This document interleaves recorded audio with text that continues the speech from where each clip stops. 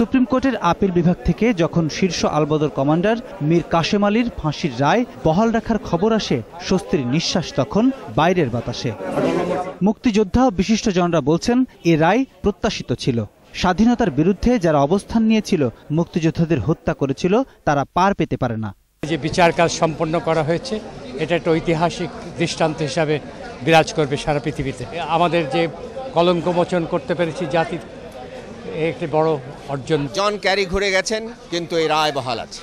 এটা খুবই গুরুত্বপূর্ণ বাংলাদেশের মতো তৃতীয় বিশ্বের একটি কারণ।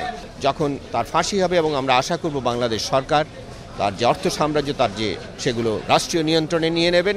রায় দ্রুত বাস্তবায়ন করারও দাবি তাদের। ফাঁসির রায় আজকে হয়েছে, আমরা কিছুটা হইলেও শহীদের আত্মার শান্তি আমরা দিতে পেরেছি। দ্রুত রায় কার্যকর করার জন্য আমরা সরকারের প্রতি আহ্বান জানাচ্ছি। রায় ঘোষণাকে কেন্দ্র করে নাশকতার আশঙ্কায় আদালত চত্বরে বাড়ানো হয় নিরাপত্তা।